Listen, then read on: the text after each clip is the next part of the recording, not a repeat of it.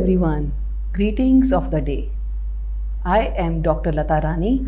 I am working as an associate professor and program anchor of Banking, Financial Service and Insurance Department at Delhi Skill and Entrepreneurship University, New Delhi.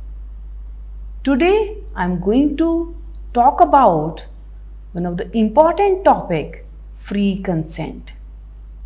The word free is very important. We all are attracted towards this free. Somewhere in the mall, if I see that you get this at this price and you will get this as free, that catches the attention. So everybody, all of us are inclined towards this word, free. Though we know nothing is free, not even the oxygen that we are inhaling. So free consent is one of the essential element as per Section 10 of Indian Contract Act. Now when we talk of this free consent, we need to understand these two words independently, and then we come as collaborative, cohesive of these two words. The word free is which is available for the usage, for the consumption, and there is no cost involved. Consent is something where we are assented to. So there is offerer and offeree. So if both are agreeing on to something, assenting towards each other, then that word makes consent. So consent is derived from consultation. Have you consulted him? Have you consulted her? Have he agreed upon? Have she denied upon? So consent is taken from the consultation. So consent is something that we derive, we exert, we are availing it. We are going to understand all these under the session, under the topic called free consent. Now when we say free consent, that is defined as Indian Contract Act 1872. Free consent is basically consensus ad idem, where the mind of two people who are entering into a contract are making the same interpretation. So we are going to understand when consent is not free, under the consideration of coercion, undue influence, fraud, misrepresentation, and mistake of fact. So all have the specific sections ranging from section 13 to section 22. Coercion falls under the section 15. Undue influence falls under the section 16. Fraud under the section 17, and misrepresentation under the section 18. Mistake have three sections, section 20, 21 and 22. We would talk about free consent, but before this, many of us take consent and free consent as same, though it is not. I'll be starting my session with the word called consent. I'll be trying to explain the difference between consent and free consent. So as such, when we talk of consent, it occurs when one person voluntarily agrees to the proposal. Word voluntarily is very important, or desires of another. So it is something that I am agreeing to the proposal or the offer. So when we talk of just inviting a person to a party and he agrees, it is consent. So consent is voluntarily you are agreeing on those things. So if somebody is inviting you to a party and you candidly say yes, it is consent. So consent is when you are agreeing on to the another. So if some charity show is going on, they have invited you to give a counseling session to the students, you agree to that proposal, it is consent. So consent is the agreement of to the proposal, of to the offer, or you are agreeing on to be part of that desire of another. But in the Indian Contract Act, the definition of consent is given as it is when two or more persons agree upon the same thing and in the same sense. So that means that is where consent is lying. So I am not talking about free consent as of now. I am speaking and I am explaining the word consent. So when both parties agree upon same thing in the same manner, in the same sense, in the same interpretation, that is where consent is okay. That means if there are two friends, one of the friend have one flat and one villa. So that friend wants to sell one of the flat. He talks to his friend and friend says, yes, I am very much interested. So friend A wanted to sell a flat, but friend B understood it as a villa, that it means consent is missing. Because friend A wanted to sell just a flat and friend B understood that he is selling his villa. So selling a flat versus purchasing a villa is not matching with each other. So same thing is not there, same sense is not there, same interpretation is not there. When all these same are not matching, then there is no consent. When consent is not there, it is again void from the beginning.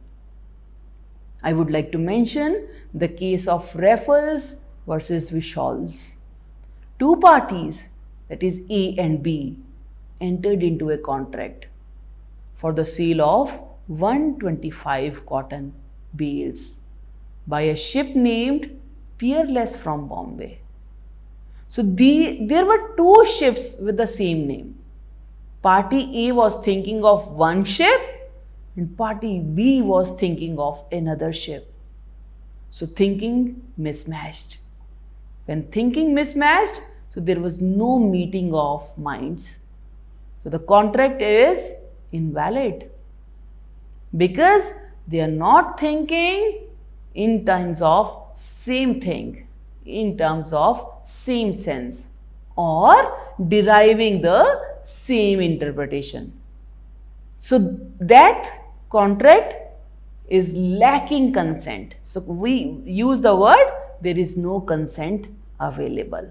From this case, from this scenario, we will not say there is no free consent. We will just use the word consent is not there. Consent is lagged, consent is not visible, or there is no meeting of minds. So when minds are not meeting in a same manner, then consent is lacking, contract is invalid. Nobody can sue, challenge each other in the court. So consent means agree to do something or to the desire of another, to give permission. So consent is just when a parent is signing on a permission slip to allow his or her child to go on a trip, to go on a field trip, to go on a picnic trip. That is consent.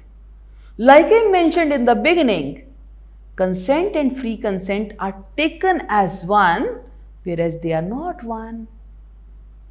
The meaning of consent and free consent seems to be similar, but there is a difference. So difference is of elements. So elements of consent are limited to a similar purpose to make meeting the minds.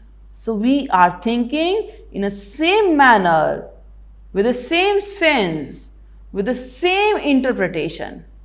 Whereas consent of free consent is something where we are going to say that the consent is not prejudiced, not biased, not obtained by these 5 scenarios. Number 1, coercion. Number 2, undue influence. Number 3, fraud. Number 4, misrepresentation of facts. And number 5, mistake. So when we are considering these 5 scenarios, consent becomes free. That means that is not induced, that is not obtained from these mechanisms. Void, yes. When there is no contract, in terms of no consent, it is voidable, it is void. Whereas aggrieved party under the case of free consent has a choice. They may make contract valid or they may make contract void. So it is voidable at the option of aggrieved party. So when I say consent and free consent, consent is something which is making the minds, neating the minds, thinking in the same manner. Free consent is when consent is not obtained from the mechanism of coercion, undue influence, misrepresentation, mistake and fraud. So what is free consent? Let us define free consent as the contract based on section 3 of the Indian Contract Act 1872. Meaning of free consent is an agreement between 2 parties for the same purpose with a union of thoughts. That means the principle of consensus ad idem applies. That means the concept of meeting the minds, thinking in the same manner, performing in the same manner, understanding the terms and conditions in the same manner will be making it as free consent if it is not induced by coercion, undue influence, fraud, misrepresentation and mistake of facts. Let us understand one example, that there are 2 parties A and B. A had some financial crisis, pandemic hit, financial crisis, number of sectors have shown disturbed performance. Few were the sectors which were stuck, like hotel sector, hospitality sector, they were stuck for some time. So A had some financial crisis. So he wants to make a contract. Here B is aware of his position. B knows that A is suffering from the financial crisis, but B wants to accept the contract. Then in that case, contract is made with a mutual consent to have certain funds exchange. There is a free consent available. So B knew that the position of A is not strong, it is not financially strong. I am supplying the funds, I am agreeing to supply the funds. So this is mutual consent obtained. So there is no fraud, no cheating. A has not given any false promises, right? So when the consent is mutual, in that case, this is the contract, this is the example taken from the free consent. So that is nothing but free consent of the contract. So free consent and consent have to be understood.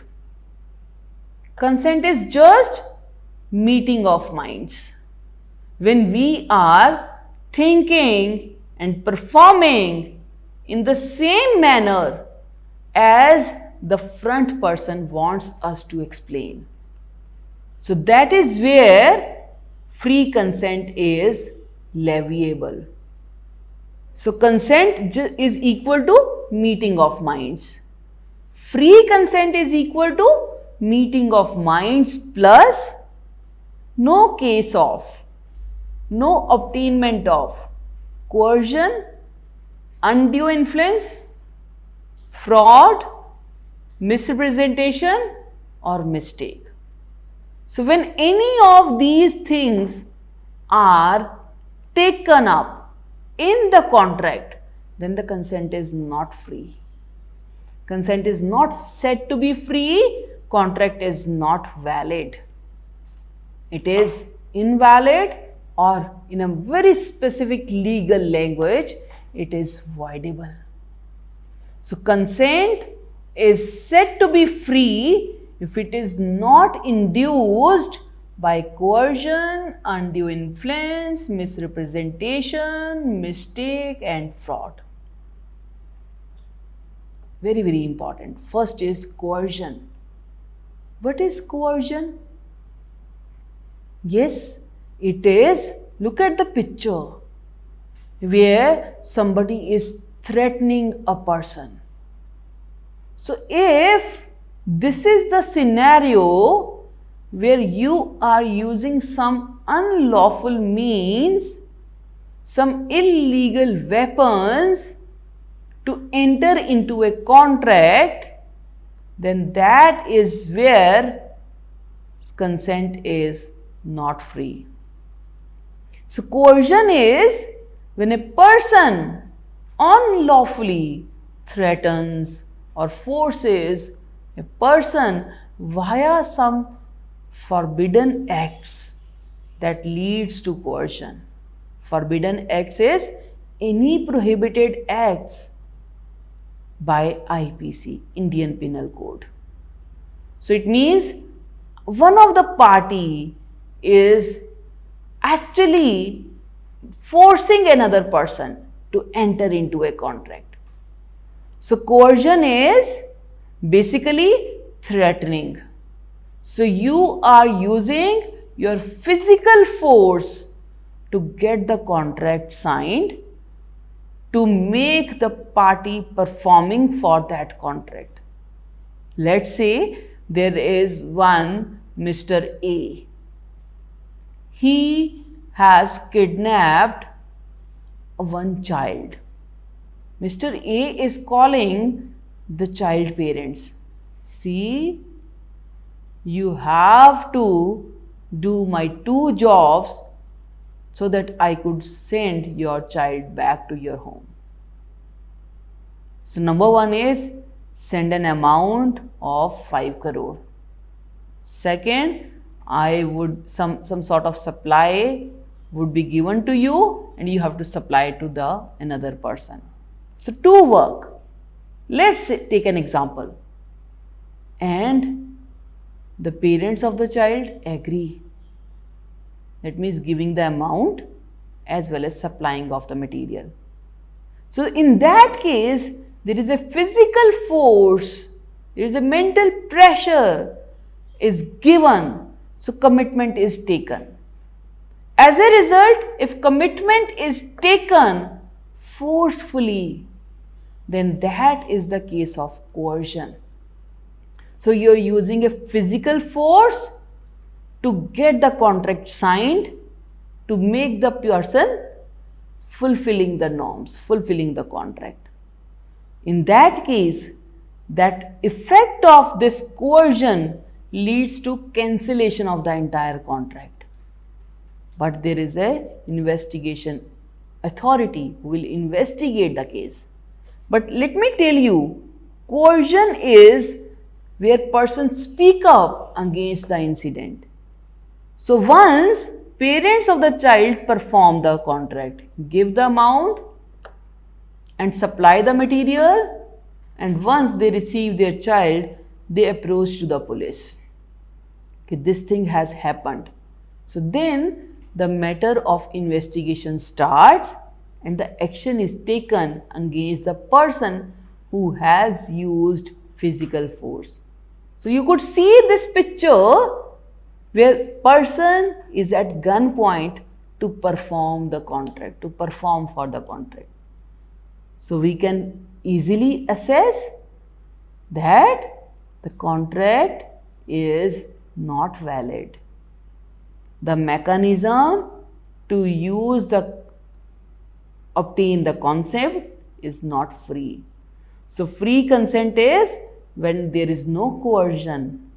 So if any of such contract is created with the help of physical force, then the contract is falling under the purview of coercion.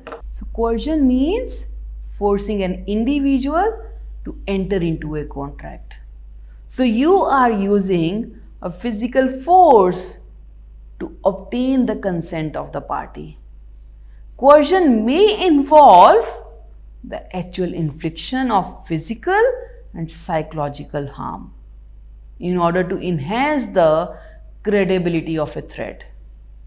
So threat of further harming can lead to person's cooperation, obedience, consent, performing for you. So you have used a physical force to make contract and to perform a person with a contract.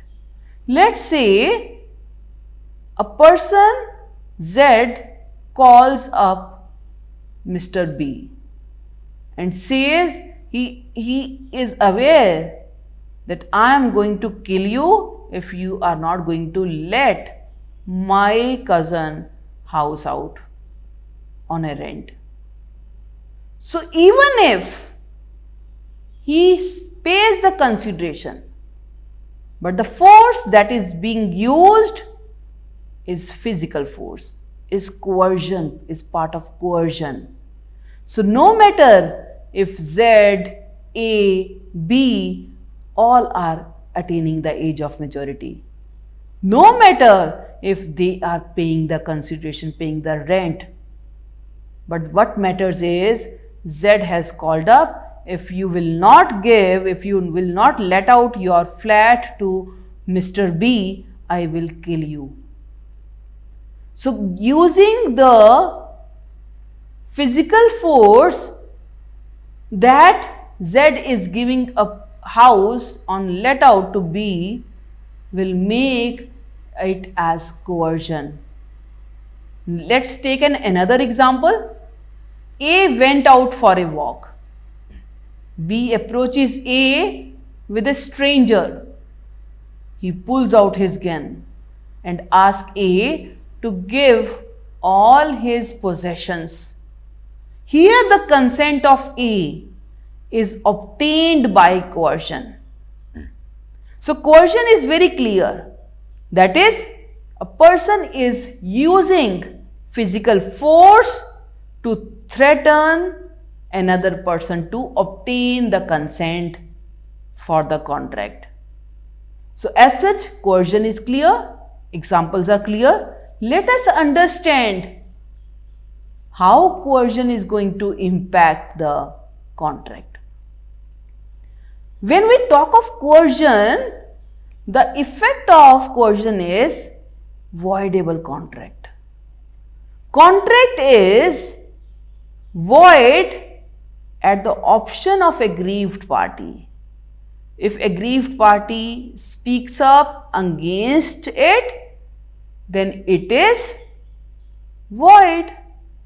If party does not speak up, it is valid. So it is voidable. voidable at the option of aggrieved party. Talking about coercion, it is also known as duress in English law. So duress is when the consensus or assent or agreement is made between two parties under the force, physical force. So physical force is very, very important, that should be investigated, proofs are aligned and action is taken up. So like I said, there is Mr. A who has called up parents of kidnapped child. So there must be a proof of the call, number 1, recording of that conversation, number 2, and then obviously approaching to the police and lodging in FIR. So then investigation starts. So coercion is using the physical force and giving the pressure to accept the contract, to accept the terms and conditions of the contract. It is voidable and it cannot be converted into valid, even if there is a consideration, there is attainment of age of majority, but the object that is not legal. So that makes illegal contract. So as far as free consent is concerned and consent is concerned, we have taken up the case of coercion that falls under section 15 of Indian Contract Act 1872. Coercion is the first that we have discussed under the category of free consent. So we have understood consent where parties are agreeing voluntarily, and we have understood free consent, that means free consent which is not obtained by using any of these methods, that is coercion, undue influence, fraud, misrepresentation and mistakes. So with this, I am ending up here, and I believe the concept of consent, free consent and coercion is clear to you. Thank you. Thank you so much.